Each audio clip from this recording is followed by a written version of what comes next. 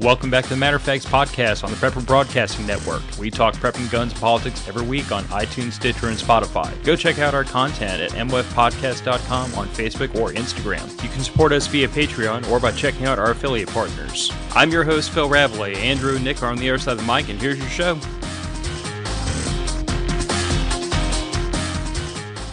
Welcome back to the Matter of Facts podcast. I'm Phil, that's Nick. We're doing the admin work right freaking now, before Nick can get me diverted off topic, before any of the freaking hoodlums in the chat manage to get me off topic. I am muting all of y'all, and we're going to do admin work right now. That's fair. That's fair. It was, what, an hour and 15 minutes last time? I tried really hard last time. I was so friggin' mad. I got to do it once in a while. If you would like to promote Bad Decisions by becoming a patron, the link is in the show description. You can help the patrons who are listening right now give me enough crap to make me forget to do the admin work and acknowledge their very existence and contributions to the show. Also, opportune moment to call out one of the patrons in particular. There's one in the chat who took it upon himself to do something very, very cool and special for us in honor of our 10th anniversary, which is coming up in August. And I'm not going to spoil the surprise, even though the patrons already know. But for the rest of you listeners, just there's something coming that's cool. It is cool. And I owe it to Stuart, proud Texan. Took it upon himself to do something really nice for the show, and I am definitely appreciative. Mm-hmm. I actually owe him a phone call, text, something to discuss some business around that. Yes. But it's going to have to wait until I'm not at work or working my other job, or working my other job, or doing something. Yeah, damn adulting always gets in the way of doing the other stuff. Bruh, dumbest thing any of us ever decided to do was grow up and be adults. I don't know what on earth we were thinking about. You know, the folks I know that didn't grow up to be adults, they're not doing so hot. I mean, they're either dead or living at home with mom and dad, so I guess by extension, we picked the lesser of two evils. We did pick the lesser of two evils. Yeah. Anyway, if you don't want to become a patron, but you still want to help the show, buy merch for the vibes from the Southern Gals. That link is also in the show description.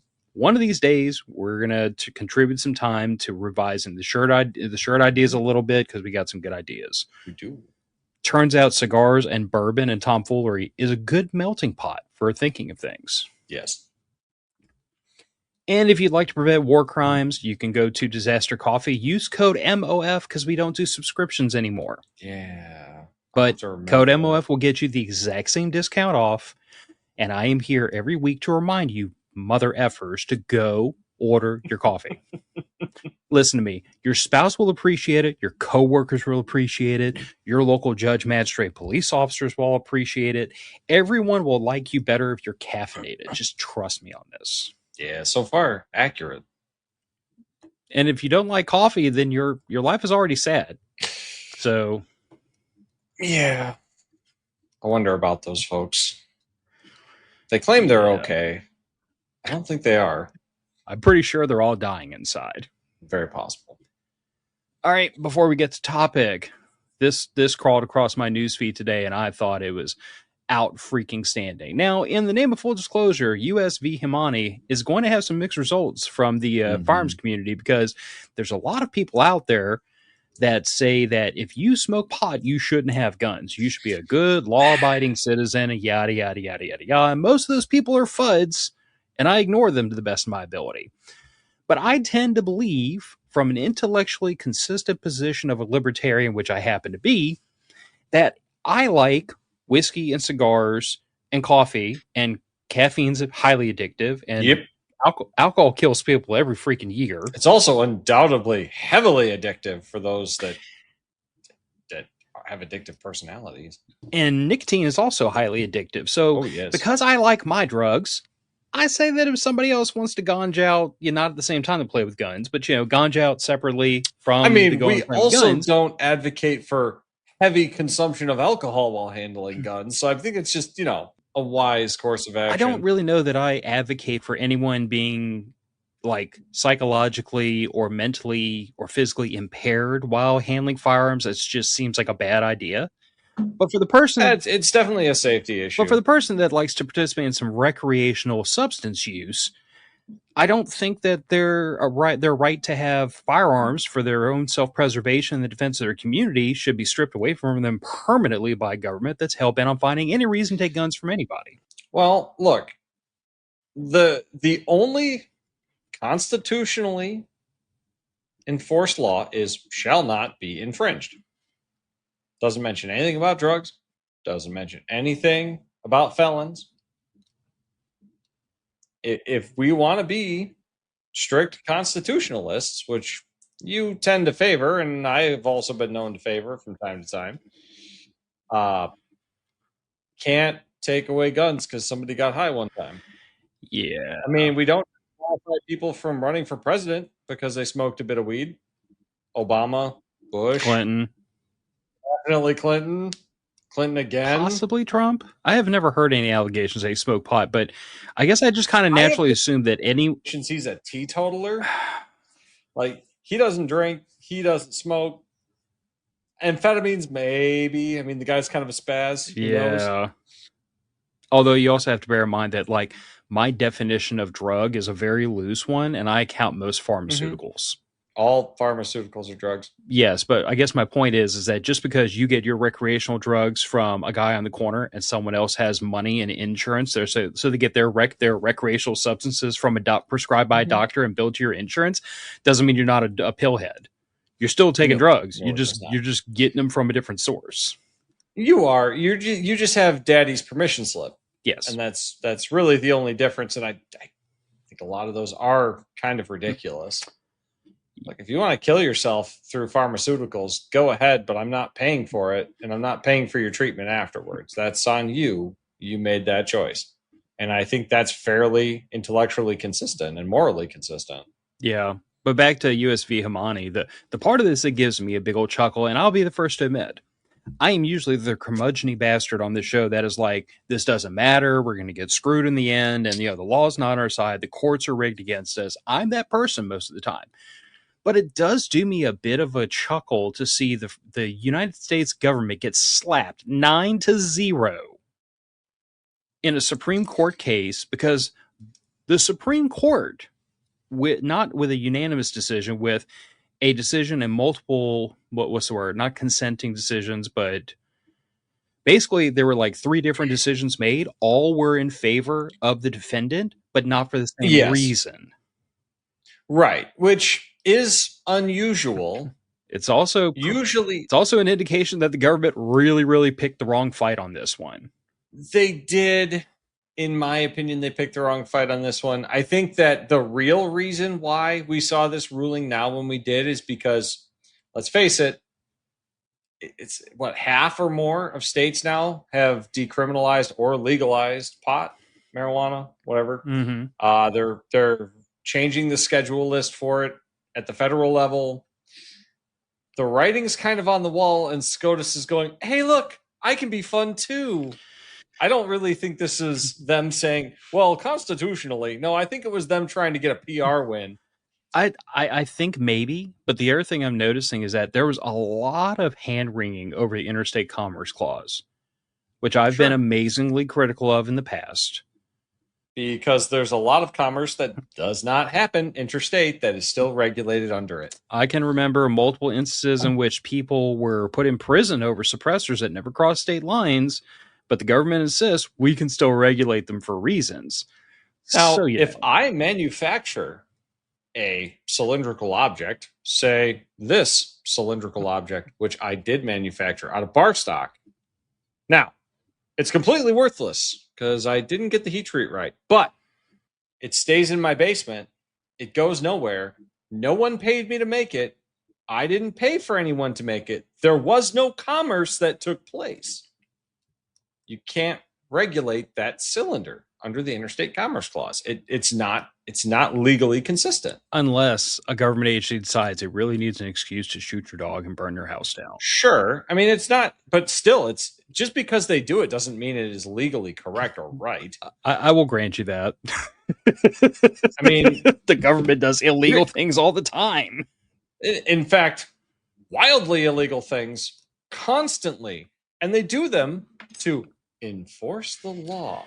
that they wrote. What do you think all those staged drug busts are for? All the weapons deals with the Mexican cartels, Iran-Contra. Operation Fast and Furious. We can't go 45 minutes without a news story breaking about the federal government violating its own guidelines and rules. I mean, Christ, it's just ridiculous. I do have to disagree with Stewart here. Feds say the raw material across state lines. The raw material was not a regulated item at the time across state lines. Correct. Just saying. Yeah, he's correct, and that was the Fed's argument. It's a dumb argument. It's irrelevant. The man could have used that raw material to make any number of completely legitimate items. Mm-hmm. And I would argue he did.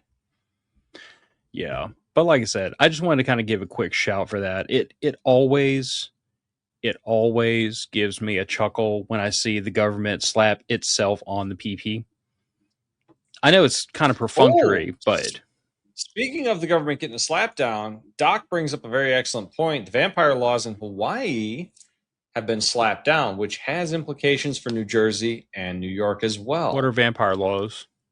Essentially, if you have a firearm on you, you cannot enter someone else's property unless they give you positive consent. They have to invite you and your firearm into the place. Yeah, it seems kind of dumb to me, but... It is dumb. What is the point of having concealed weapons permits if you have to ask everyone at the door, hey, can I come inside? To Stewart, no, I haven't read Thomas's consent. I literally found out about this just before this show went live, and I was grousing to Nick about how absolutely hellish my week at work has been. So this was kind of a throw it into the end zone Hail Mary at the last second, not a topic. Yeah, you had a very aggressive week at work. I had a very troublesome week at work. But I have to say, yet again, we've reached the end of the intern's work week. He still has all 10 fingers. Does he speak Polish and Irish now? Or just the fun words? He has learned some creative swear words in both Polish and Irish and managed to use them in a sentence correctly by the end of the day. So I think we did excellent education. Yeah, Garrick and I are going to have to put together a little welcome package for everybody when they come down to Louisiana and educate them in cursing in Cajun. I will have to bone up on that because I've forgotten most of those words. Look, but if you hear me call you a couillon, it means you did something silly. Yeah. Stuart, you're retired. You can't have a rough week at work. I think that's his point. That's very fair. Okay, to topic. Are specialty guns and ammo stupid? Sometimes. And I'm gonna have a bit of an opinion about this because the caveat to this is for civilians.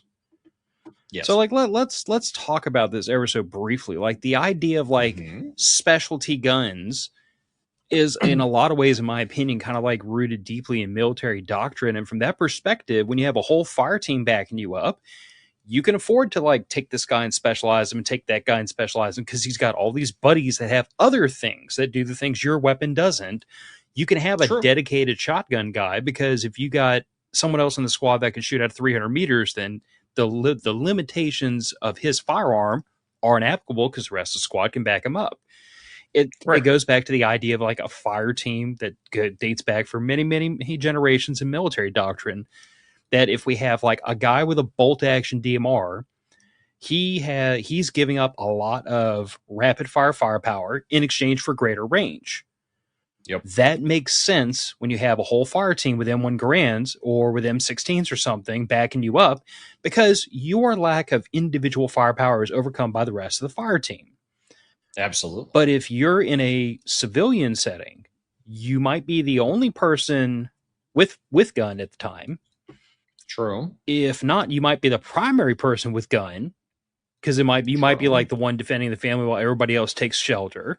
So it's a very different calculation for how much can I specialize my weapon to any specific thing, knowing that I don't have a fire team backing me up. And for anybody that says you should have a fire team backing you up, you have a lot cooler friends than I do. Most of my friends live too far away to help me out with that kind of thing. Look, and let's be completely blunt here. There's also a budgetary concern that comes in that the military just does not have. Look, your fire team is not working with one person's income, or if both of you work, two people's incomes in that house. Or if great, you have the incomes of an entire nation to fit you out with exactly the minutia you need to do that job correctly. Point of order: you have the Federal Reserve money printer to outfit you to your heart's content. Yeah, same thing. And the $5,000 hammers and the $20,000 toilet seats that the DoD can't pass a budget for. But that's a different discussion. Look, a little bribery goes a long way. That's all I'm saying. Yeah. So again, specialty guns and ammo for civilians. I think what we have to do first off is we have to approach this from, do you have the rest of your bases covered?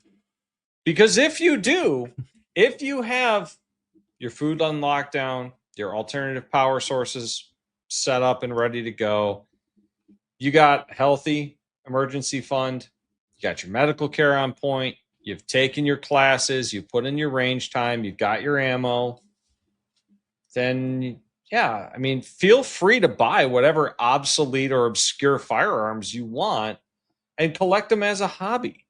Great. Go forth and do cool shit and break antique guns live on the firing line. Sometimes it's hilarious to watch. Oofta. Hey man, we had a fun one at one of the range days. We were doing a 3-gun match, and one of the guys, my former coworker and foreman, showed up with a I believe it was an 1895 street sweeper, shotgun, and he just detonated the receiver. Oof. Yeah, it just one round too many. Subpar steel compared to modern firearms, and it gave up and blew up in the middle of the match, and he just went, "Well, shit, that was expensive." Yeah. That's why I make it a point to not own anything that if it broke itself in half, I wouldn't be heartbroken. Annoyed. Oh, he wasn't heartbroken. He was more like mildly inconvenienced. But, all right, I'm going to throw this up. This is actually just going to stay up. Yeah. So I threw together a bunch of different types of specialty firearms in there. Actually, the GPR is, some of these are acronyms that are going to take some explanation, but like the GPR is general purpose rifle. So that's like ostensibly like a 16 rack grade semi-auto magazine fed box magazine, 14.5 to 16-inch barrel, something off the rack, something very general purpose. The exact opposite of specialty, because that is pretty much like the one rifle that if you have to have one rifle, it will do all the things acceptably. So then the question comes to the next category over, a special purpose rifle. This is like 18 to 20-inch barrel, a little bit more range, same cartridge as your GPR, which in most people's cases is going to be another 5.56 AR with a little bit more barrel, maybe some more magnification. It'll be an intermediate cartridge of some kind. Yeah. Could be a 300 blackout, could be a 6.8. So the question is, still useful for civilian? Like, how much compromise is baked into that decision to go with a longer barrel versus a shorter barrel, have more magnification versus something that has better acquisition, like a prism or a red dot, the extra weight of a bipod? Like, how much compromise is involved there versus just a general purpose rifle? I don't think a lot. Have you run a 20-inch rifle since basic? I mean, I deployed with a 20-inch rifle, Nick, twice. Yeah, I mean, like, in like, say, a competitive shooting environment, like, yes, you used it in combat.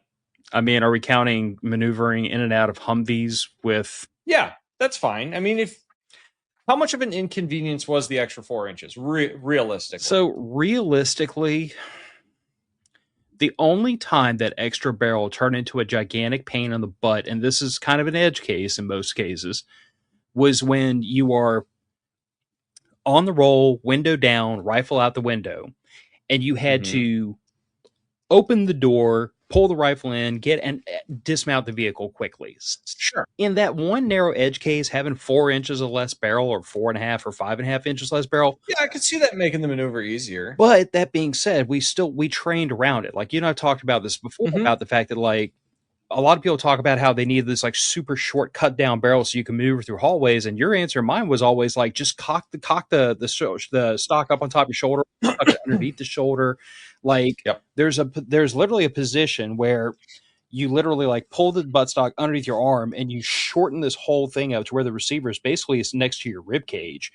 And your point shooting, it's not super accurate, but the point is if you're going around a corner, is that if somebody tries to jump on you, you can get them off of you quickly. And in the case of the vehicle, we learned very quickly that you basically hold the rifle still, you open the door and you fling it open, and the door would open off of the barrel, if that makes sense. Right. It's just, it's learning different techniques to work around the length of the barrel. And I don't think that having the longer barrel hurt us that much. I mean, I don't think it gave us that much given the type of environment we were in Iraq either, but I certainly don't think it was hurting anything. So if you need the extra, 200-300 feet per second out of your 55 or 62 grain, I don't think a 20-inch barrel is hurting you much. I'll tell you this, for when I was shooting 3-gun competitions, the difference that I found a 20-inch barrel with a well-performing muzzle brake made over a 16-inch barrel with like a bird cage was significant in how easy it was to keep the rifle on target for rapid fire and for point shooting at close range targets. So there were some setups that we would do where you had to come around the side of a bunker and get the gun up as fast as possible and engage some close range targets. And with that 20-inch barrel, you could have it tucked up over your shoulder. You're pointing out, and it's like pointing your index finger right at the target. Mm-hmm. No problem. No sight picture. Didn't matter. Click, click, click, click, click. Around the corner, you can engage 5 or 6 targets. By the time a lot of the guys with the 16-inch barrel, where that barrel is closer to them, were able to punch out and acquire some of the targets. Now, maybe that was a technique issue on their end. It very well could have been. But I found, too, when I would shoot my 16 versus my 20, my split times were faster. And this is, yes, strictly competition speaking, but there's carryover there, though. A-zone hits in competition at a significantly faster rate. You know, it's not completely inapplicable. I think really the one, to me at least, the biggest plus to a GPR, it's not inherently that the shorter barrel makes the gun more maneuverable. It does make it point a little bit faster. That's just basic physics. But I think really the biggest difference is the weight cut off the front of the rifle. They balance so much better without all the extra weight hanging out on the front. And I didn't find that to be an issue at all. And I run a full length heavy rail. True, but think about combat patrols where you're not. I mean, that's fine. Again, I'm also a bigger guy. Well, I mean, I've served with some really big guys too, but the point is that pounds are still pounds. And when you have to carry the thing in your hand for several hours while you're on a combat patrol, like a lighter weapon, that's the whole reason the M16 is what it is. It's because M14s weigh a shitload. They do. I mean, they also punch through bricks like it's no one's business, but that's what crew serve weapons are for, man. Yeah, that's true. I like large caliber rifles. I don't know why. I just do. Masochism, mostly. It's probably what it is. So yeah, I'm going to say that GPR, SPR, I don't think you're giving up much with an SPR. Like I could totally see that as like the two sides of one coin. If a person said, I value shorter, I value more maneuverable, I like red dots better, or I value longer barrel, I value like a 1-6 or a 1-8, or even like a 3-12. Even in like if you go with an SPR with a quality red dot, say with like a donut of death and a center pip, or anything like that, most of the modern red dots have various different reticle options. You can punch headshots at 300 yards with a 20-inch barrel. It's a non-issue. I mean, what was the magnification set on your rifle? And we were shooting at 300. 6. And that was when you were shooting it. I think I dialed it back. I don't know. Because I think the parallax was fucking with my vision. Doesn't mess with mine. My eyes are shit. I've got astigmatism like you wouldn't believe. But anyway, ours are probably just different enough that it works better for you at 6 than it does for me at 1. But I had no problem ringing the 300-yard gong on a rifle. I had what, 6 rounds out of. I have to admit, I wasn't expecting a lot of that rifle out in Kentucky. I got my money's worth out of it. That little thing, Oh yeah, that little thing is accurate enough. I'm curious to see how if it'll do any better with a change of powder.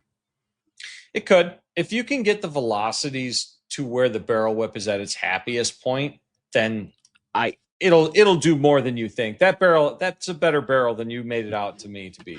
I think, and this has kind of been before we get back to topic, because we can't get off topic. Mm-hmm. My experience with CFE 223 for a 5.56 powder is very similar to most people's that I've talked to, in that it's okay. It's not the most accurate. It's not the highest velocity. It's an okay powder. So having done a ladder load with CFE 223, I think the problem I'm running into there is that the powder is just slow enough that even with those heavier 5.56 bullets, I'm getting to a point where, like, if I could get a little bit more velocity before I hit pressure signs, I could probably get into the next accuracy node. Probably. But I'm already so high up in the ladder by the time I get to the first accuracy node that I can't get to the point where it scatters and then come back down. And I think starting with a faster powder, not dramatically faster, but I mean, A2520 it's a little bit slower than IMR 4064. It's a fair bit faster than Varged, BLC2, and CFE 223. So, like, I don't know. The traditional knowledge was always that faster powders favor lighter bullets, but I think CFE 223, by virtue of its formulation, is like it's about as slow as you can tolerate in 5.56, and that's why it works okay in everything, but not fantastic for anything. Yeah, probably. I mean, you could try weighting your barrel for better harmonics to alter your accuracy nodes in the higher velocity bands. But you're getting into some voodoo there a little bit. And if that weight falls off, now suddenly your gun doesn't shoot the same. Yeah. I would rather just find like the most accurate load I can find. Mm-hmm. And in a reasonably attainable powder. Yes. There are some powders that are hard to get. Yeah. They're just hard to get. Anyway, so GPR, SPR, I'm going to rule not dumb. No, fantastic idea. Both of them fairly usable if you're in a situation where, say, you are dealing with, say, 4-legged predators as well as 2-legged predators. SPR makes a little more sense, especially if you have a large property where you could be engaging with, like, say, coyotes, wild pigs, whatever, at a reasonable engagement distance beyond like what a just basic red dot would be comfortable with. Yeah. Stuart, no, we haven't gotten to SPR and DMR. You are right on time. That was the next thing we were going to talk about. Time. So now understand, I'm not saying this is like the only gun you own, but it is going to be the only gun in your hands when you have to get into a fight with it.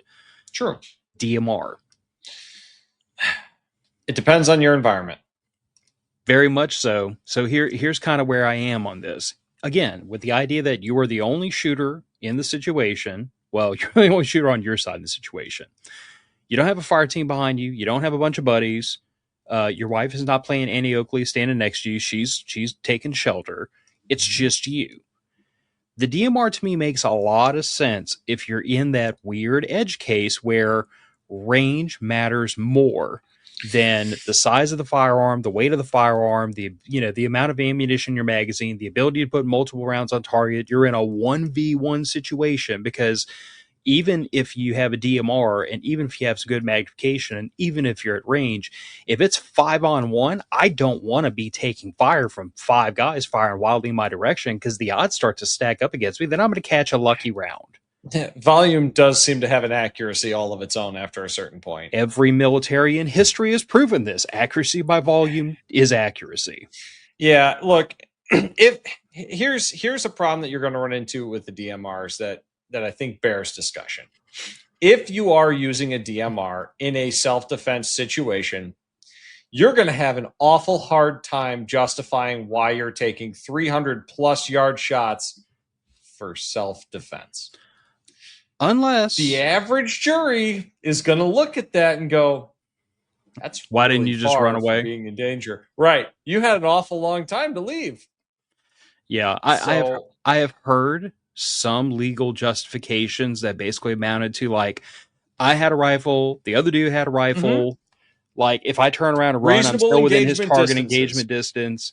Yep. But we do need to circle back around to we have to define these things. Oh, sure. A DMR differs from an SPR in the fact that it doesn't necessarily have to be bolt action. It can be a No. semi-auto, but you are typically not dealing with an intermediate cartridge. You're dealing with a full power short action, maybe a long action, but at least a short action cartridge. Designated marksmanship rifle. So Yes. if you think of any of the sniper rifles that modern militaries use, so something M14 with a higher magnification optic, 700, and anything that would be your job is to take precision shots at great distances. Yes. Great distance being kind of a sliding scale, greater but than the SPR GPR's engagement range. So beyond 200, yes. 300 yards or meters. Yeah. So again, to me, I think that there's an edge case here, and I feel like we have to couch all of this in like in the self defense situations, because if you're talking about like predator control, that's DMR. a different. Most coyotes aren't shooting back at you. I would hope not, unless you're on the border, in which case the coyotes probably would. Yes, that's when you need a crew serve weapon and a bunch of friends of yours from Border Patrol. Yep. But anyway, so like I'm going to say like I wouldn't say DMR dumb, but I am going to say that DMR in the civilian realm for self defense probably doesn't make near as much sense as a GPR or an SPR. In modern current climate, yes, it's going to be awfully hard in most states to justify that use of force. Yeah. Like legally to a jury. You're going to be making your defense attorney really work for his pay. Yeah. And you know what? Does that mean you shouldn't buy one? No.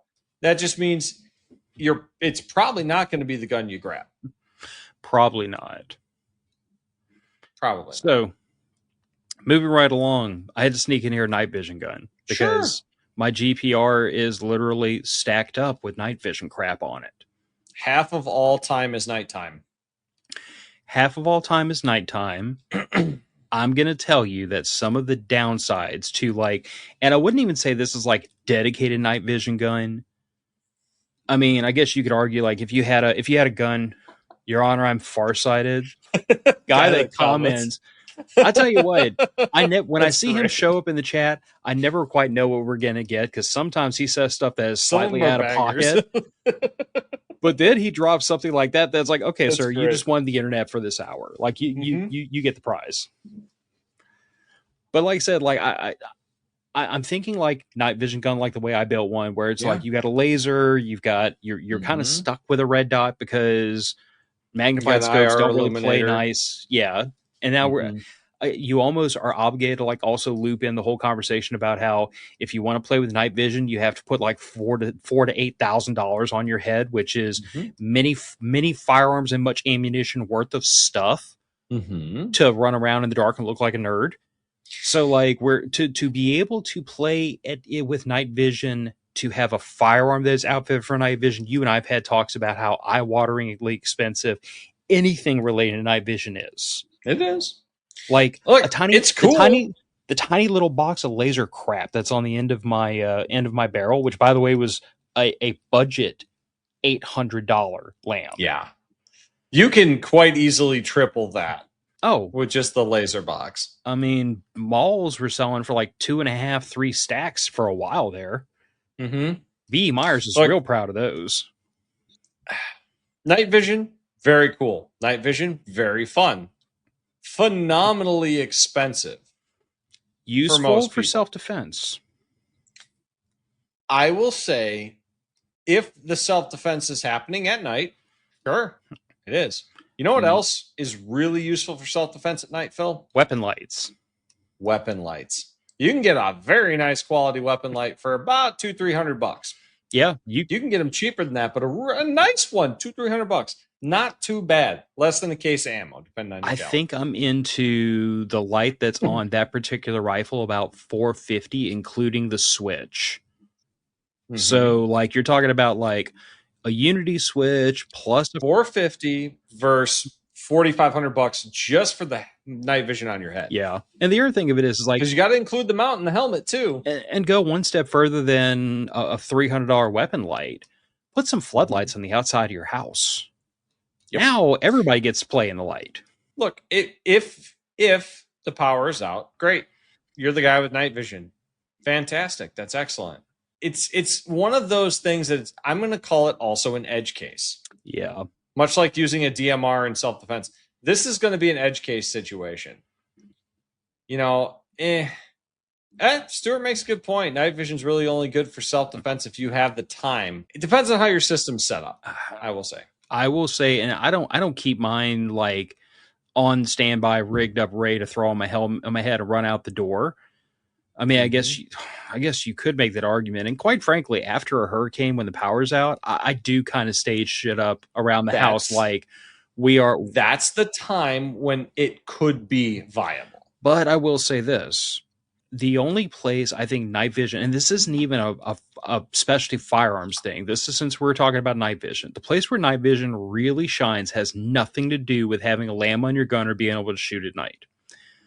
It's observation. Oh, absolutely. It is the fact that with the lights off, with no one having any earthly idea that I'm standing out in the front yard or that I'm standing in the woods, if there's no moonlight, because if there's, there's like even in the city, if the power's out, if you got a full moon or most of a full moon, you can see well enough to see people walking around without anything in your eyes. So it's one of those situations where it's like, in the darkest of dark nights, if I have night vision on and you don't, I can see exactly what you're doing at distance, and you can't tell that I'm there. And that is absolutely, that is useful. I've used that to sneak up on a group of teenagers that were misbehaving, and it was hilarious. Pretty sure one of them urinated down his pants. It was cool.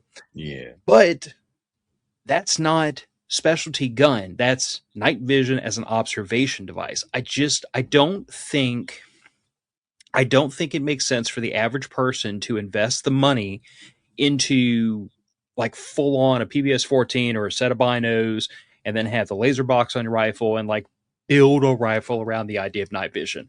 My GPR has night vision stuff on it because I have night vision, but I'm going to tell you honestly, I've spent more time with that night vision, stargazing and checking out shooting stars and doing stuff like that. And that's fun and cool, but it's not, I have a PBS 14 for home defense. It's, in my opinion, it's one of those next level pieces of kit that you only should start thinking about when everything else is covered.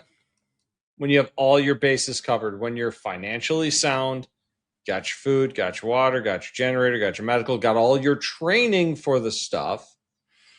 Because look, the rifles don't do you any good if you've never learned how to run them properly. And I do mean run them, not operate. Yeah. Because people can operate a firearm just fine on a flat range in a booth. And let me stump on that for just a second. Like I've been very critical in the night vision community about two things, neither of which would be a surprise to anybody that knows me. First of all, please, for the love of Christ, don't ever finance night vision. No. There's a million things you should be spending your money on, and if you cannot like pull $4,000 to $6,000 out of your behind and go drop it on something, or if you can't take $6,000 and light it on fire in the front yard without not being able to pay your bills next month, you have no need for night vision. You need to go save your money and get out of debt and get some other things taken care of. That's like total dad advice. It's not cool. It's not what the influencers tell you. I'm just telling you, please don't finance night vision on a credit card, for Christ's sakes. And the other thing I'm going to say is, when I was enlisted, they taught me how to do all kinds of stuff with night vision, and zero of it was shooting. Actually, I take it back. Yep. I had the familiarization course, but that's it. We learned how to drive. We learned how to do recon work. We learned how to friggin' secure checkpoints. We learned all kind of administrative stuff because 9 times out of 10, that's what you do with night vision. You're observing in a low light environment where you cannot be observing somebody else. So what I tell everybody is like, if you're going to get night vision, the best training you can get is to put the stupid thing on, go outside at night, and just learn how to walk around. Understand what this does to your field of view, what this does to like your depth perception. I'm going to tell you, bud. Mm-hmm. Thank God I have mine on a bump helmet, because I have whacked the top of my helmet on so many things, because your optic is is out here, and it looks like the tree the tree branch branch is right here, and it just goes thunk right in the forehead constantly. Yep. I have heard that from every single person I know that owns night vision. Like, man, you wouldn't believe the amount of shit you trip over and bump into, even though you can see. I don't know how to express to someone who's never done it how disorienting it can be. And like, I understand there's somebody out there that's gonna say, well, it's just like having your eyes open, but everything's green, and it's just freaking not. It is challenging. Learning how to move around with night vision is no more challenging or difficult than any other firearm related skill you're ever going to learn. You just have to put the time in. I'm just telling you that, like, you absolutely do. And I would say most of the people I know that do own night vision, they put the time in when they first buy it, but then they don't keep current a lot of the time. Yeah, because it's the cool new toy, and look, everybody likes to play with the cool new toy. Yeah. I mean, that's also the reason why every chance I get to like take it out and show it off, I do, because it gives me the kick in the butt to go do something with it again. Mm-hmm. Absolutely. But anyway, so I'm going to say night vision has its use, call it an edge case. I wouldn't say it's dumb, but I would certainly not say it is like something you really, really have to have, or you're not going to get your prepper card punched. To me, it is dumb if you don't have your other bases covered. Yeah. If it in any way puts a financial strain on you, night vision is dumb. There are cheaper ways you can get, not the same, but you can get an effective tool for that. So we are 2 for 2 on specialty firearms being dumb. How do you feel about truck guns? This is not the handgun you carry when you happen to be sitting in your truck. This is like the gun that lives in your truck. The dedicated gun that goes in your truck in case you have to like Christian Craig's head somebody at the mall. So and you really desperately need that tiny little not handgun thing. Phil, when I was growing up, I grew up out in the country. These were called ranch rifles. That was like the rifle rack across the back window of the truck. Yeah, it was in the farm truck that never actually left the farm property, and it was really just there for zapping yotes out in the field, hitting foxes at the hen house, stuff like that, dealing with predator control. It wasn't until, it was after I bought my first house that I actually, even following the YouTube gun community, started hearing about truck guns. Everybody needs to have a truck gun. Why you got to have a truck gun? Because it's better than a pistol. Look, I don't like having my firearms unsecured, which in a locked vehicle is not really secured in my opinion, when I'm not with them. Most criminals get their firearms by stealing firearms or buying stolen firearms. I don't like the idea of arming the people that might want to do violence against me. And the only people that really would have a tendency to are either the federal government because they got a bug up their ass, or the local criminals. I don't want to get shot with my own gun. That just seems fucking dumb to me. That doesn't seem like a great thing. If you happen to live on a 5,000 acre ranch and you deal with predator control all the time, and that ranch rifle stays in the ranch truck that never leaves the ranch property, and the only 3 people that ever see that truck are your ranch employees, go forth and slaughter yotes to your heart's content. If you're going to have a truck gun, say downtown Milwaukee or in Rockford, where car break-ins happen all the time, it better be in a vehicle mounted safe. And I do mean bolted to the vehicle. Yeah, like to the frame. To the frame, bolted into some heavy duty body panels. It better not be one of those steel cable little pistol vault kind of deals. I get having one of those in your car for when you're like, well, shit, I got to go to the county and argue about my shed again. So I'm going to put the gun in there so I'm not doing a felony. That was hyper specific. That seems to happen. That seems to happen a lot to certain people. Just saying. Like, I'm not laughing at your misfortune, but you just dropped that very specific example. It happens to be a shocking amount. Well, and that is a government building where coming in with a gun is a felony. If you just stop arguing with the county, this wouldn't be an issue. The county would just give me the goddamn permit to do the exact same thing somebody did in 1979, 6 feet to the left. This would also not be an issue. Jesus Christ. I got to circle back around to a couple of these because Stewart is running his mouth. Unless you're Phil, he gets night vision before getting a shotgun. I did not include shotgun on the list, but we will. No. We were talking truck gun. Yep. That's fair. Save shotgun. Tell you what. Mm-hmm. Here's what we're going to do. On the fly, just for Stewart. There. Yeah, Stuart, I should move to Texas, but it's really fucking hot in Texas, and my wife does not want to live in Texas. It's also really fucking hot. Like, all of you people that want me to move near you live in places where it's absolute hell 12 months of the year. I mean, you can go to North Louisiana. It's cooler up there, and they have tornadoes and snow, so it'll be just like home. Actually, that probably would be about right. Yeah. I mean, dude, North Louisiana is basically South Arkansas, and South Arkansas is pretty cool. Are there a lot of French in North Louisiana? Not as much. So the French were mostly like asshole. The French were mostly from the middle point of the state south. When you get up into like more north, you're dealing more like English, Irish, German. Ha! Your wife sold you out. It's not cooler there. Gillian, hush. I am trying my best to convince Nick to move to Louisiana so we can start a business venture making things that are illegal in Illinois. That's fair. Well, that's like 70% of all things. Yes. So you should come to North Louisiana. I'll move up there in a couple years, and we can open a little shop and just call it Hood Rat Shit. We could. And that would probably sell fairly well. At least the t-shirts. Dude, everyone would know exactly what we make if we just named the business Hood Rat Shit. That's fair. Anyway, Adio 38 saying a few weeks ago when we had a tornado go by the house, knocked the power out, I walked the property in my night vision to check the animals in the barn. Way better than using white light.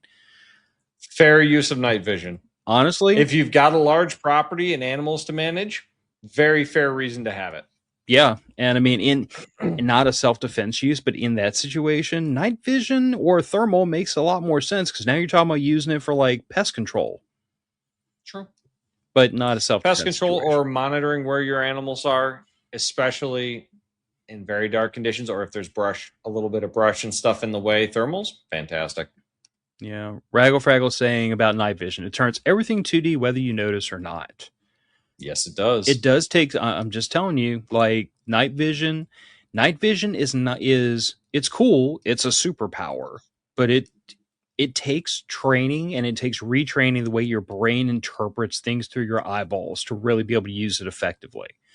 And if you, it's like any tool. Yeah, but the problem with night vision is like for those people that have never tried it, they think it's really simple, and then the first time you crack yourself in the forehead, or trip over your feet, or trip over air, you realize it's a little more disorienting than you think, and you have to literally retrain your brain how to work under those conditions. It's not difficult, but it just takes work, and it's the boring, nerdy bullcrap that everybody's going to say, I want to learn how to shoot in night vision. I'm like, it'd be better if you could walk before you try to shoot. Just a thought. Most definitely. And Stuart's agreeing with you. Your truck nor car is a holster. I agree. Yeah. So my thing about a truck gun is I don't subscribe to the idea of gun that stays in truck all the time because I have a handgun for that. And that handgun plus a spare mag is usually plenty of firepower to get out of 98% of self-defense situations. The only time I subscribe to truck gun is when I'm driving like multiple hours away. Like if we're going on vacation, we're going like 4 or 5 hours away. I don't bring truck gun with me in case I get pulled over by vandals on the side of the interstate and have to fight my way out of harm's way. I'm in a 5,000-pound vehicle. I'm going to run you over, and then I'm going to call law enforcement. Congratulations. Yes. After I turn you into 4 greasy spots on the highway because you pulled out a gun and jumped in front of my vehicle, I'll deal with the consequences thereafter. But the truck gun is really like, hey, if we're like 4 or 5 hours from home and something weird happens, like another 9/11 where they lock down all the airspace and they just lock, like the whole country goes on lockdown, all of a sudden I'm 5 hours away from all the rest of my firearms, all the rest of my ammunition, all the rest of my food, all the rest of my water, and I now need to get home 5 hours away. It'd be really nice to not have just a 9 mil and 2 magazines to be able to do that. It'd be nice to have something like a Scorpion and 4 or 5 30-round magazines and an extra pack of ammo just in case. Something with a little more reach. Something with a little more range. A PCC with like a 7 or 8 inch barrel, a very small cut down 300 blackout or 5.56. Anything other than a handgun. Yeah, anything a little bit better. Those are the moments in time I feel like truck gun really makes sense, but that's not even like truck gun in a self-defense situation. That's like truck gun in a preparedness situation. Yeah, I think that is taking appropriate equipment for the distance you will be away from home. Yeah. So I feel like truck gun for when we're away from when we're a long distance away from home, not stupid. Truck gun because I need to run around to the corner store and I might have to Christian Craig's had some guys exiting, doing stupid stuff in the mall. Maybe spend your bucks on something else. And our wives are having a conversation that needs to be had in the light. Yeah. Your wife said, I foresee too many problems with both of you living in the same state. To which I replied, but then we would live in the same state, and that's when the problems are really going to start.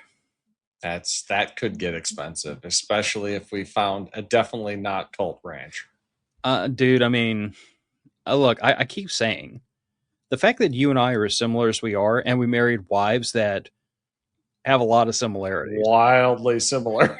And get along very well from what I can tell. Yeah. That says a couple things about lady teachers and their choices and spouses. Apparently they like special needs children that are adults. It works out all right. Yeah. All right, bag gun. I'm going to say the exact same thing I did about the truck gun. Except with more caveats, because like bag gun, I don't think makes a ton of sense. I feel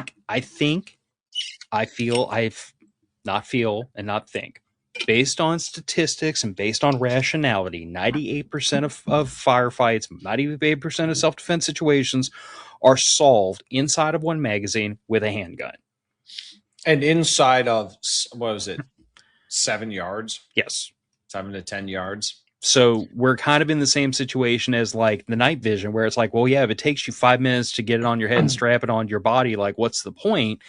Well, if it takes you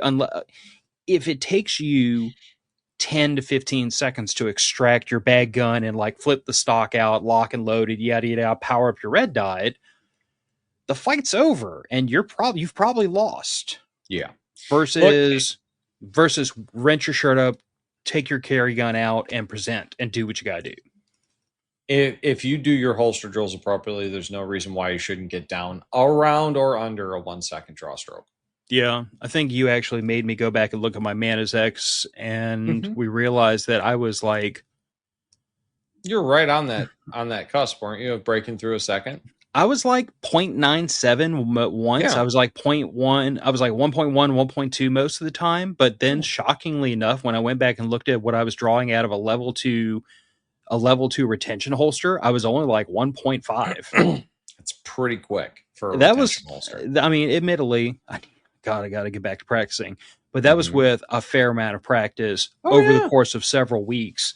But I mean, when you can grab out of a level 2 retention holster and get to first shot in about 1.5 seconds, that's screaming in my book. You got to remember too that the reaction speed of a person visually seeing something and being able to physically react is about 0.7 of a second before they start to react.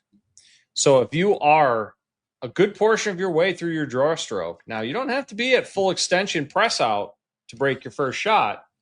If you can get good at point shooting out of a holster, say from halfway through your draw stroke, you can have fired a round on target before they've been able to process what you have just done. And that puts you at a massive advantage. Now, bag guns, same problem for me as truck guns. What is the most common thing that people will snatch off of you in like quick opportunity crimes? Bag. They grab your purse, they grab your backpack, they grab the bag you set down on the chair next to you at the restaurant while you're not paying attention, talking to the waitress. I don't like unsecured firearms that are not within my area of control. Yeah. I mean, that's totally fair criticism. For me, it's just more of a that edge case where I need more firepower than handgun. Yeah. That I'm traveling, willing to, I could understand that. But here's the thing. When I have truck gun because I'm traveling, it's not as if I have like guns sitting on backseat next to my daughter. It's in a freaking bag, in a nondescript bag that I can carry into a hotel without anybody noticing. So like bag gun to me, what most people will say when they mean bag gun is they mean like a messenger bag or a backpack or something like that. Yeah, they mean the AR broken in half in a backpack that they take to business meetings or ride on the subway with. And I cannot see the utility in a thing you need to use in a spur of the moment engagement that takes you like many times longer than it would to draw your handgun from concealment from a holster, when it takes you many times longer to pull out, set up, screw together, recite the incantations to appease the machine gods, and then you can finally go do things with the firearm you had broken down inside of your bag. And I mean, where this comes from, I believe, is the executive protection area, which is people see the cool guys doing the executive protection shit, and they think, "Oh yeah, I gotta have that because the professionals have that." They have that because they're in a high threat environment or high threat situations. Also, first of all, Stuart said all my red dots are shake awake because I mentioned powering up the red dot. Okay, fine, but it's still going to They are until your shake awake fails, which occasionally does happen. Occasionally they will not shake awake. I've seen them not. The other thing about the executive protection world, have you ever watched the way they train that drill where it's like protect the asset, get the bag gun out, do all this in the air? Have you ever watched that drill done? Never with a purposeful eye to analyzing the drill. I will say that. Step one is like you said, you have a team. Mm-hmm. I've never seen bag gun done in a 1v1. It's always with a team. Mm-hmm. What you have is you have a portion of that team whose first job is get the asset to the ground, press down on top of them. Everyone draws their handguns. Their first reaction is get handguns out, get the asset down, the fastest. Shield him. And then one or two on that team who've been pre-selected are the ones who holster and go for the bag gun to have more firepower, while the rest of the team protects the asset and protects the two guys getting their bag guns out because they have their handguns out, and these other two guys are fiddle-faddling around with bag guns. So, like, to me, bag gun makes sense in executive protection. It makes sense in a group. It does not make sense in a 1v1 self-defense situation that is going to be encountered by civilians. Mm-hmm. It just does not. Unless you're going to really stretch the definition to like, well, what if I'm like, I don't know, on a hike or whatever. But like, I don't know. I think for what most people say bag gun if you're taking your gun for a walk in the woods and you don't have it, say, on a sling or carried in front of you, you're not going to have time to use it. No. Bear attacks, coyote attacks, wolf attacks, wild pig attacks. I've seen a lot of videos of the above. None of them, except for one. There was one bear attack that was really weird. It was a sick old grizzly, and it kind of wandered around the guy for a few minutes before it committed. That's the rest of them were animal busts out of bushes and comes at you, and you're lucky if you get the first shot off. Yeah. And especially given that most people, when they're on a hike, they're not looking for some violent animal to rip them apart. They're enjoying nature. Yeah. All the more reason why you're not going to see what's coming until it's on top of you. So I say bag gun dumb. Yeah. Barring, like you said, say, transporting your firearm into and out of a hotel, into and out of like an Airbnb or something like that, I understand that if you are traveling, but that's equipping yourself for a very specific purpose. For like your daily use, no, I don't see bag guns as a good option personally. Yeah. And last but not least, shotguns are dumb. That's it for Stuart. I'm moving on. Hey, look, shotguns I are not dumb. hold on. Shotguns are not dumb. I refuse to allow this. I was being very sarcastic. You saw the look. Look, the listeners can't see my face, but you saw the look on my face. I felt was the sarcasm in the with audio. my finger on the button to flick that off as soon as I said that. Look, I have to go with Stuart on this one. Phil should have bought a shotgun before he bought night vision. As a preparedness personality, as a preparedness-minded individual, a shotgun is far more useful in far more situations than night vision is. I'll allow that. The biggest reason why I even bought the night vision when I did was because... Oh, it was an opportunity buy. It was 100% an opportunity buy. Absolutely. Yeah, I mean... No, not faulting you for that. Literally, it was on my radar, but it was not I'm going to buy this right now, until literally Andrew just casually dropped, I've been thinking about selling this so I can get duels. And my head swiveled around, and I was like, sell it, you say. Yeah. So, I mean, it hears you. It really was one of those situations where it's like, and, Gillian and I talked about it literally that afternoon, and I radically reorganized several of like my prepper projects, the irons I had in the fire, like the money I was putting towards that and that and that. And all of a sudden it was like, oh, no, all this needs to come here and go here. Because if I don't, that optic goes somewhere else and I don't get a second shot at it. Yeah. But that being said, I will. Well, therein is a perfect argument for the opportunity costs you don't have to pass up when you're financially sound. Yeah. Gillian has taken some of the blame for it because, as the story has been told before, that same trip was when Tommy tossed his PBS 14 to Gillian, and she walked off away from the campfire, looking up at the stars, said, "Phil, we need one of these." And I told her, I'm like, that's like 3 G's you're holding in your hand, right? She said, "I don't care." See, that's how I feel about antique machine tools. I need to have it. I really don't care about the price that much. Yeah, Jeff Jag is still taking up Stewart's mantle and grousing me about the chainsaw. But in my defense, I had never needed a chainsaw before I needed it. I had done a lot of work with bow saws and axes and all sorts of manual implements and gotten along pretty okay by myself until Mother Nature decided to drop 3 oak trees on my lawn, and that was a bit of a different situation. Anyway, hold on a minute. Antique machine tools or night vision? Because both of those we might know interested parties. I've been up your butt and around the corner doing jumping jacks for almost a year now about getting you into night vision, and you keep stonewalling me about renovation this and adulting that and need a shop and all this other bull crap. I mean, I admire your ability to tolerate peer pressure, but it's annoying too. It's one of the. Oh, he does have that. Well, send us a message on the website or shoot me a DM somewhere. We'll talk.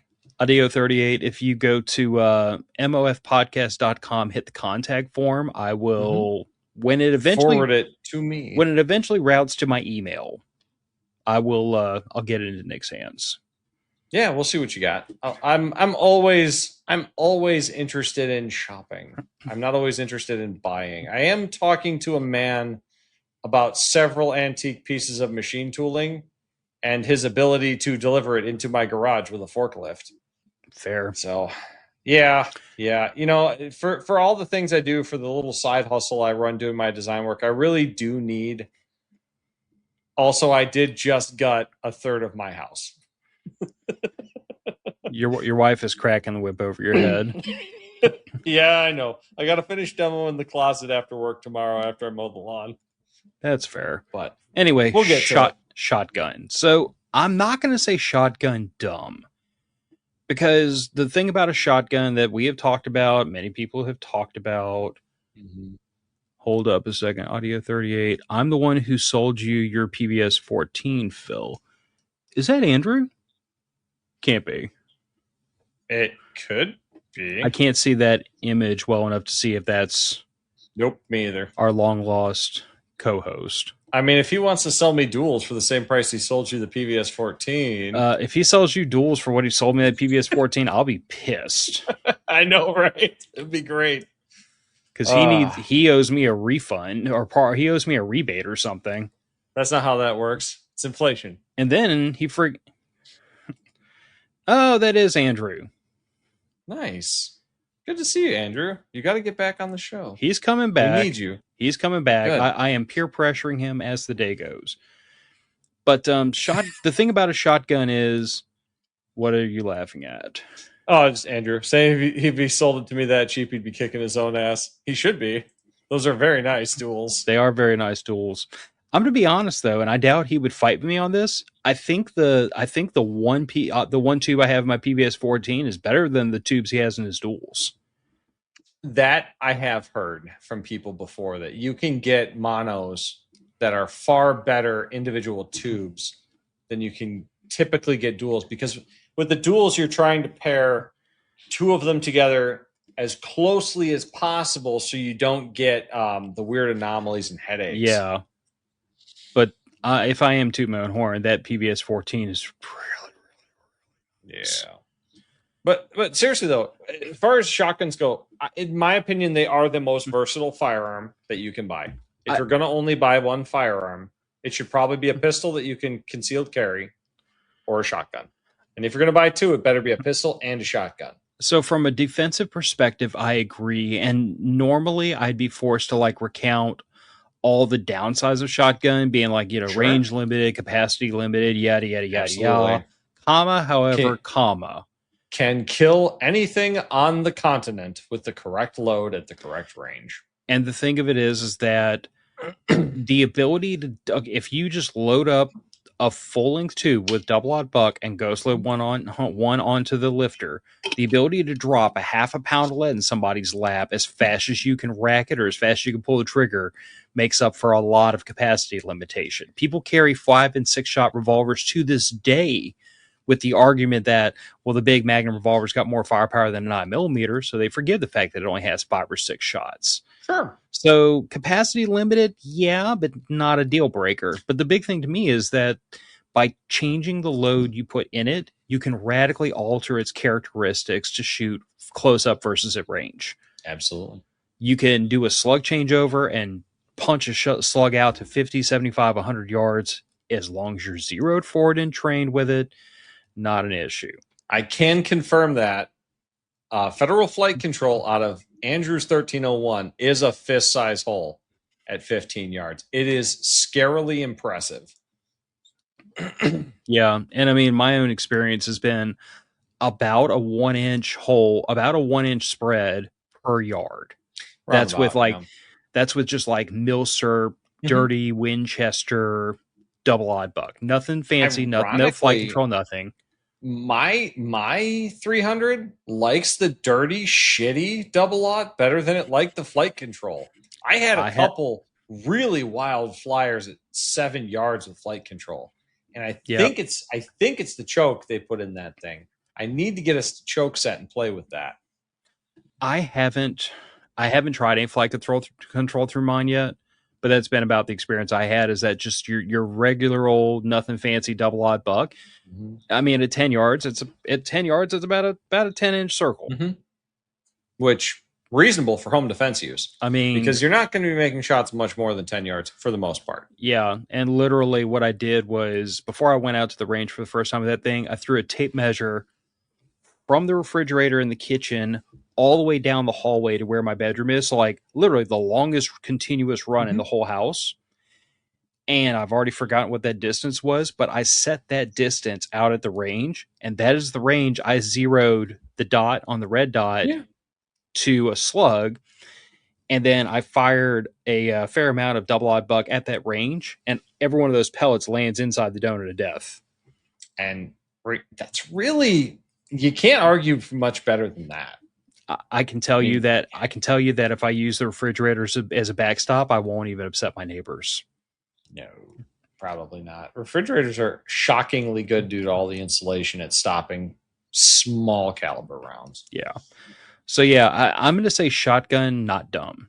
Shotgun has some things that work against it versus like a GPR or an SPR. There are things you have to train to get the skill set to like quickly reload and to handle them. You have to use the sights. Anybody that ever told you don't have to use the sights on a shotgun is a moron. Yes. But shotgun not dumb. Shotgun not dumb. So that's GPR and SPR not dumb. DMR situational. Dumb. DMR situational. Night vision highly situational. Truck guns dumb.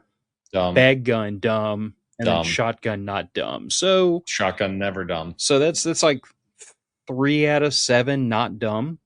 Look, there's always going to be a situation where you can justify the most specialized of equipment. If that situation applies to you, do it. Fine. But it better not be at the expense of something that applies to you more often. Yeah. Now, one other topic I don't expect to take near as long. Specialty ammo. Okay. So, right off the bat, armor-piercing ammo, fun, kind of dumb. Most of the people that you're going to be defending yourself from are probably not going to be wearing body armor. Probably, if they are, they'll probably be like soft armor vests that they've gotten off of like Temu or some shit. You don't tend to see a lot of guys doing B&Es in level 4 plates. Probably kind of mid. If somebody's doing a B&E wearing level 4 plates, you've pissed somebody off way worse than you should have. They're probably a Fed. Probably. Tracers, they work in both directions. They really only work well in fire teams. API. APIT, if you can get it, that's cool. It's probably in a larger caliber. Also kind of dumb due to the expense per bullet that you're going to be firing, and you probably again don't need the AP portion of it. Yeah. Incendiary rounds are fun because you can set stuff on fire. They're also not fun because they set all kinds of shit on fire. Yeah. There's a reason why tracer rounds are barred at most outdoor and indoor ranges because they tend to set ranges on fire. So do incendiary rounds. That's kind of their job. Yeah. And I'll take a detour through shotgun land very briefly. Rubber bullets, we've talked about multiple times before. The edge case where those actually make sense is phenomenally narrow and doesn't only really in the team setting. Yeah, only really in the team setting, and only with the assumption that the person you're about to shoot you really don't want to shoot, and that by itself is a very very small group of people. Yeah, most of which that are imaginary. Breaching rounds. I mean, I got a box. They're cool. They're useful, but would play with. Not a high priority for me. Not a high priority. You know what else breaches a door really well? Double-aught buck. A tube full of double-aught. I will say, though. Or a tube full of slugs. The one thing breaching rounds really excel at, the double-aught buck and slugs don't do well, is they don't bounce back at you. True. That's the real secret sauce of a breaching round, is that it hits a door and it blows the door lock apart, and then it just goes choo, and it goes into the pocket dimension without like smacking you back in the face with lead. I agree, and that's excellent, but so do most very fine bird shots. True. Because at the range you're engaging the door, it's acting as a solid projectile. And realistically, as a civilian, I am probably never going to be breaching a door with a shotgun. Highly unlikely. Unless it's for fun or in a class. Highly unlikely. Breaching and clearing rooms is for people on government health care. I am not. I don't know, given how much the government F's around in the insurance industry. Well, that's fair. I might be on government health care. No, I'm pretty sure my health care is fully private. But they do dick around with it a lot. Bastard. All right, so bulk, match, carry, and subsonic. Bulk ammo, to me, always has training first and foremost, but I've also been very upfront about the fact that, like, in a weird enough situation, all ammo is good ammo. Yes. Like, I don't care if it's federal gold medal match, or if it's Winchester white box, if it goes bang and I really need somebody to stop doing something that's bothering me, it is in the zone. We have reached the state of flow control. Like, it is going to do what it needs to do. Maybe not as well as it could. Maybe not with the best accuracy or terminal performance, and it might blow your gun up every once in a blue moon if we're talking about Winchester or Wolf. But 99 times out of 100 does what it needs to do. Match ammo. If you are shooting for accuracy for training or for competition, absolutely not dumb. But we said self-defense. Bulk buying match ammo is expensive, and we did caveat this whole thing with saying self-defense. I think match ammo for self-defense is kind of dumb. Yeah, it is. In my opinion, it is kind of dumb. The only time I could see a person arguing self-defense is if you're saying that defending your livestock from predators is self-defense because you're defending your income. Okay, fair enough. In that case, you're probably not using match grade ammunition, though. You're probably using like hunting rounds or higher end hunting rounds, something with a soft point to put down the game faster. Potentially. Match grade ammo really only shines when you're like 400, 500, 600 yards out and further. Unless we're talking about like that weird edge case, why we can call it edge case. But like if you're talking about like 77 grain Match Kings and 5.56, like the terminal effects of those at a variety of distances are very well known. It's a very hard hitting round. Even though it's a match bullet, it does really wild things when it hits bodies. But I'm going to say that, like, I could see that argued. But I'm going to say that for the most part, you're probably better off either spending like a third the money on bulk ammunition and having 3 times as much of it, or you're better off with a premium defensive round, something your law enforcement would carry. Or even like a semi good quality 5.56 varmint cartridge. Yeah. That's meant to impact soft tissue and do tremendous damage. I mean, you're really getting the same functionality out of that or a defensive ammo. Their purposes are very the same. The idea is to dump all the energy in a small area as fast as possible. Yeah. So carry ammo. And I'll also lump into this like your Spear Gold Dots in 5.56, or like, like not dumb. An ammunition that is primarily intended, loaded, bullet designed, and everything else with the intention of putting energy on target and not over penetrating. Not dumb.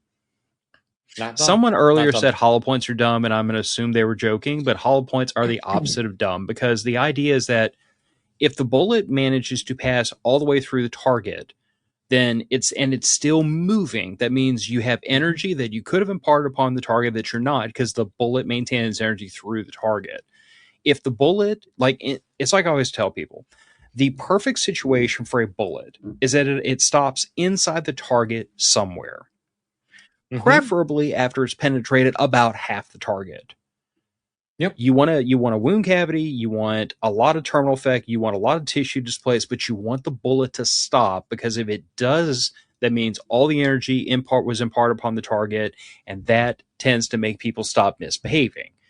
But it's the most efficient use of the energy provided. Yeah. Yeah.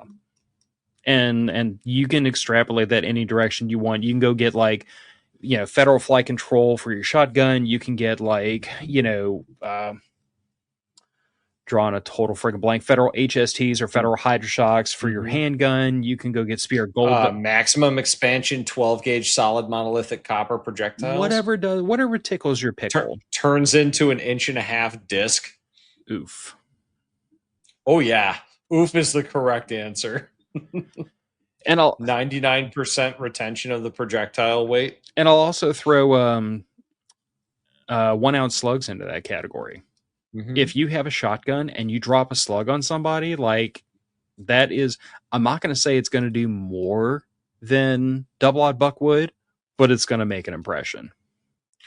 Look, the nice thing about double-aught is if you miss by a little bit, say your point of aim, some of the pellets probably still going to be hitting the point of aim. With a slug, if you miss your point of aim a little bit, the slug might miss critical components. Let's put it that way.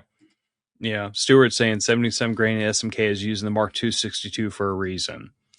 And I am forced to admit that. In that one case, the Sierra Match King in 5.56 makes a lot of friggin' sense, but it's because it behaves almost more like a defensive round than a match round. It just so happens it's a really consistent bullet.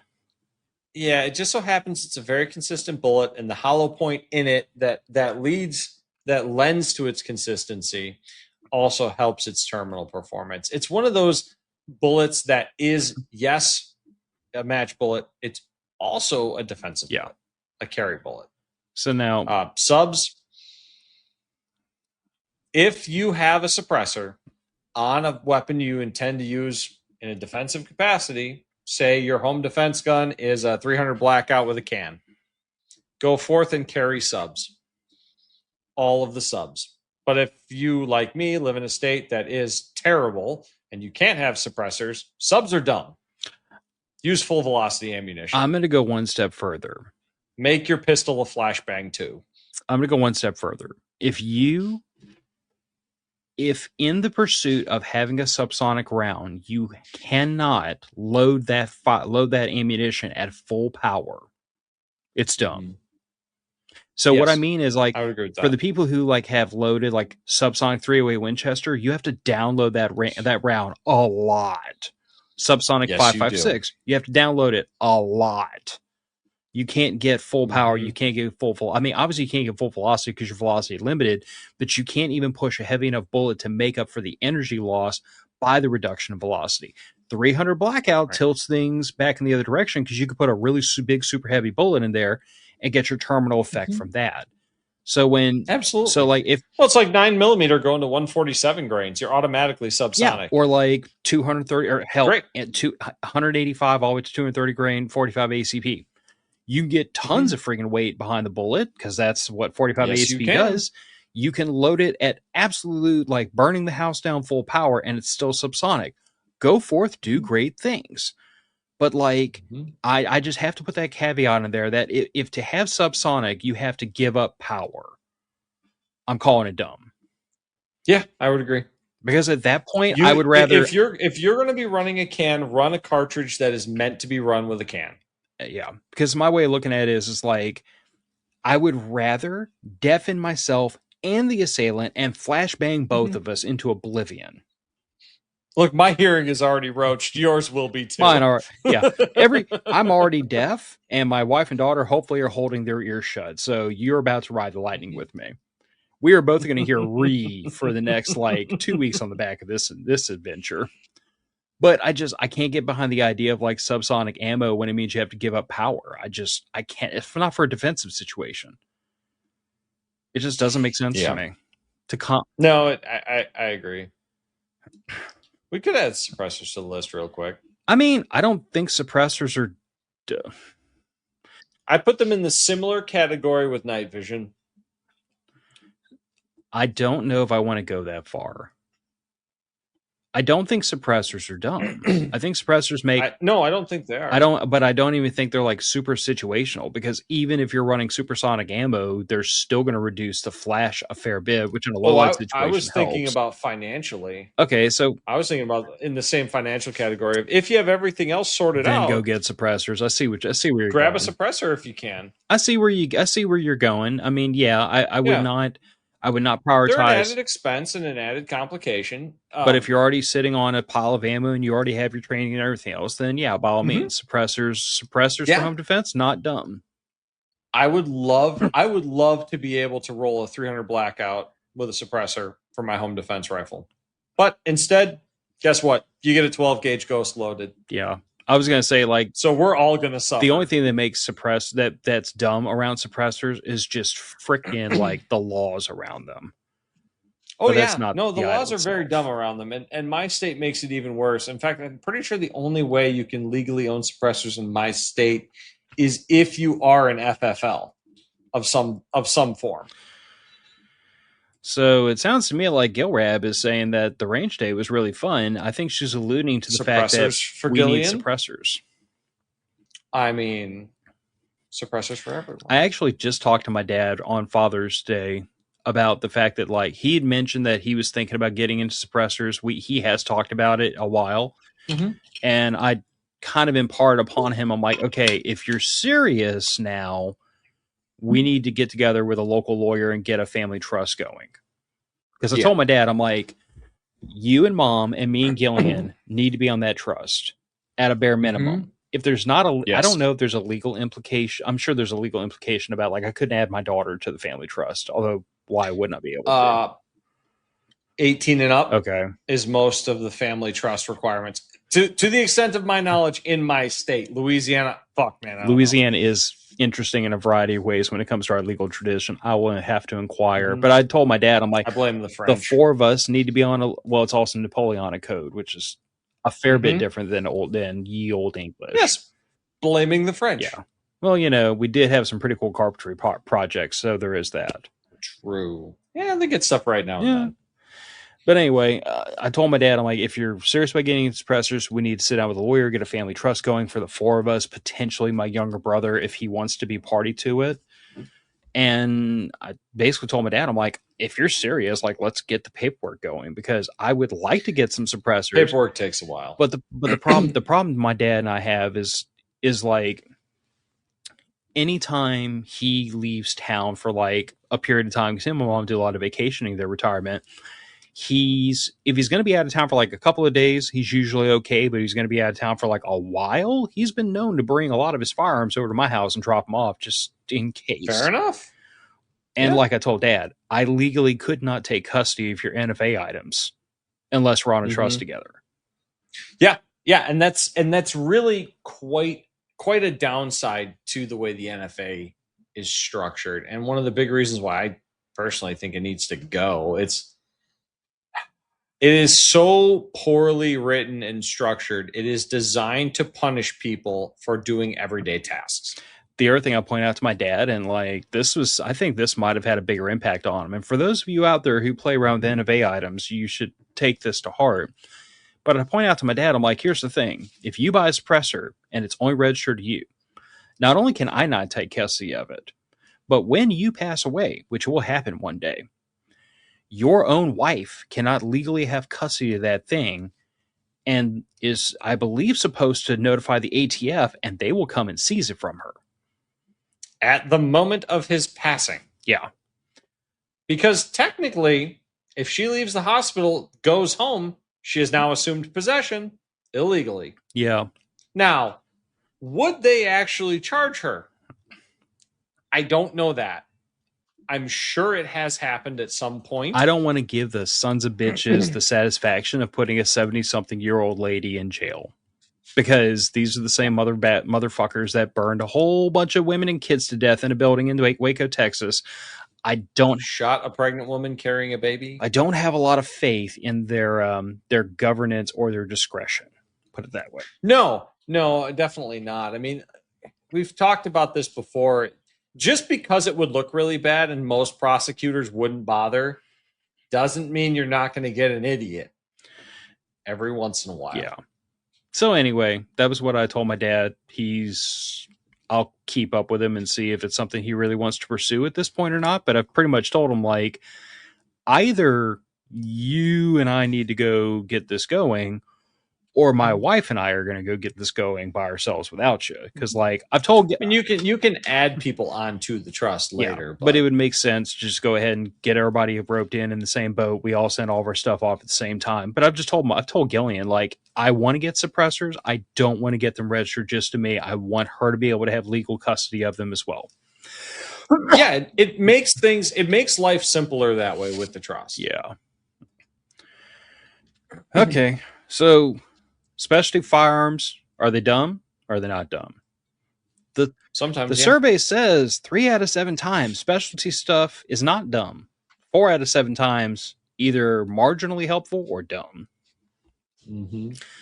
I think at the end of the day, like, what I'm always going to go back to and hang my hat on is just the idea that, like, you can specialize a firearm to some degree to meet specific needs without wildly sacrificing other things.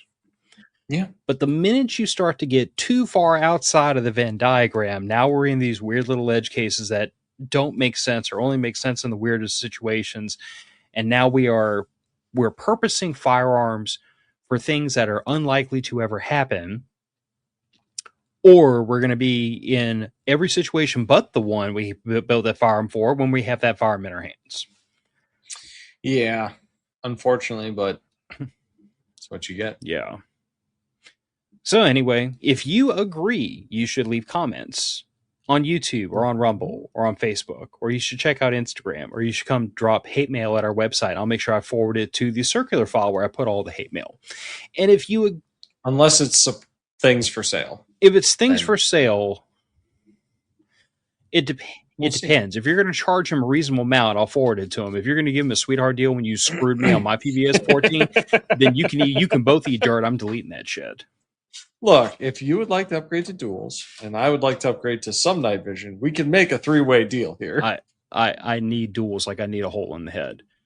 I already have a Precision 308 on hold for reasons.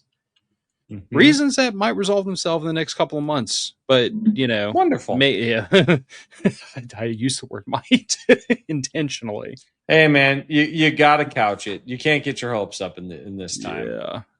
Also, I'll drop this little nugget right before we jump out of here. I was talking to Mrs. Matterfax the other day. Raising Values is 100% going to relaunch. Excellent. She actually, I look forward to listening to it. Right now, she's going through looking at some revisions to branding, logoing, and everything else. At the same time, Stuart made his thing for MOF. He also did a similar thing for Raising Values, which when that show relaunches, it'll be relaunched with new branding, new imagery, new intro, outro music. Raggle Fraggle's asking when. I cannot say when. We're working. It's not even a time thing at this point. Gillian said, wait 8 weeks or something like that. Is she the one texting me right now? She is the one texting me. I don't think she realized that was going to go off during the show, but it doesn't matter. Anyway. But, it's not like we're waiting for a specific time or for a 2 weeks or 4 weeks or whatever. She is waiting for the thing that took her away from podcasting in the first place to start to finally unwind itself. And the unwinding is starting to happen. Her feet are coming back down out of the stratosphere. She's getting some things in her personal life, our personal life, because, I wouldn't let her take on the task she's taken on by herself without me being intimately involved to support her. Yeah, absolutely. But it has taken a lot of her time and 100% of her energy to deal with this for about the last year. So when she comes back to the mic, I think in the near future, I can see the creative juices starting to flow. Things are coming together, but it is going to be a different show. Because she's a different Gillian, and I'm sure that the audience that loved that show will love it again, and I'm sure they'll come back, and I'm sure they will lean back on their heels at least once or twice, oh my god, I didn't realize all this was going on, because it's been a lot. Mm-hmm. Yes, it has. All right, well, matter of fact, is going to go out the door. Specialty firearms are not dumb. Sometimes they are, though. So don't over-specialize for stupid stuff that is unlikely to ever happen.